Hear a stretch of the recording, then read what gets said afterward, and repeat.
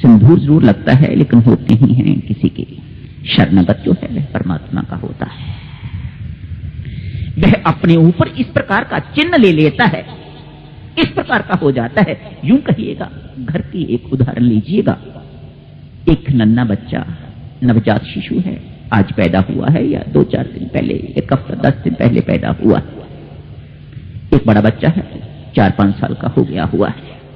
वह अपनी मां को मिलने के लिए आया हुआ है, या यूं कहिए मां इधर उधर गई हुई है, वह उसको मौका लगा है, वह मां की गोद में चला गया हुआ है। इससे पहले ये जो नवजात आया है, इससे पहले तो वही बैठता रहा है, इतने वर्ष तो वही बैठता रहा है, आज भी वह अपनी मां की गोद में चला गया हुआ है।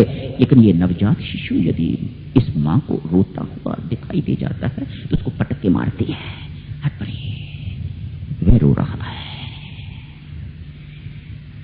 सर्वप्रथम अधिकार जो है वह उसका है, उस नवजात शिशु का।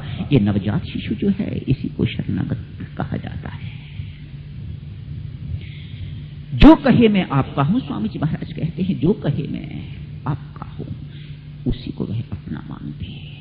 भगवान राम के लिए, परमात्मा के लिए ये बात, इतनी सी बात ही आपको करनी है। भक्तजनों पर बड़ी ईमानदारी के साथ, निष्ठा पूर्वक, बेईमानी की बात वह नहीं मानता, ये झूठ मूठ वह नहीं मानता। आप जितना मर्जी कहते रहो मैं आपका हो गया हूं, मैं आपकी शरण में आ गया हूं, नहीं मानता वह।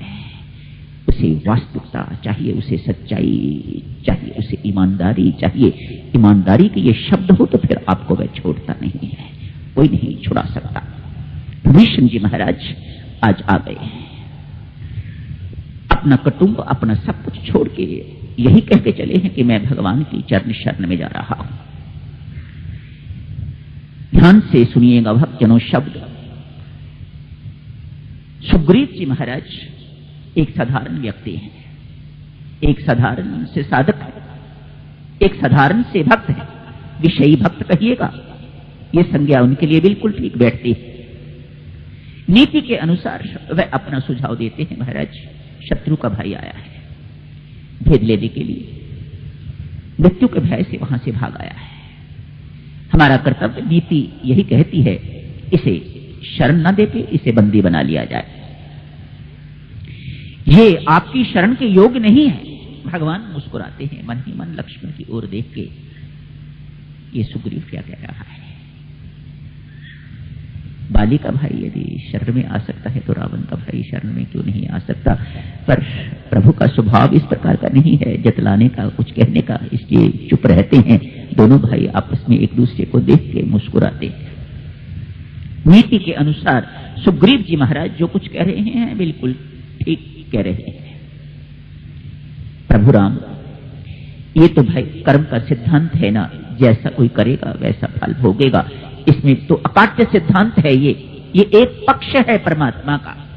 परमात्मा न्यायाधीश है, इसमें कोई संदेह नहीं है, लेकिन ये एक पक्ष है, ये पूर्णत्व नहीं है परमात्मा का, पूर्णता नहीं है परमात्मा की, एक पक्ष है कि वह न्यायाधीश है। जैसी करनी वैसा फल, आज नहीं तो निश्चय कल मिल के रहेगा आपको। ये कोई इसमें कोई दूसरा मत ही नहीं है, मिल के रहेगा। लेकिन ये सिद्धांत किस पर लागू होता है? उस पर जो शरणागत नहीं है, जो परमात्मा का हो गया है, उस पर यह सिद्धांत लागू नहीं होता। उसे वह अपने अनुसार चलाता है, उसे वह उसके कर्मों के अनुसार नहीं चलाता। गीता जी में शब्द आता है, मैं हर एक के हृदय में विराजमान होके तो उसे उसके कर्मों के अनुसार उसके जीवन का संचालन करता हूं। ये बात सामान्य व्यक्ति के लिए है, ये बात शरणागत के लिए नहीं है। शरणागत को मैं उसके कर्मों के अनुसार नहीं चलाता, शरणागत को मैं अपने अनुसार चलाता हूं।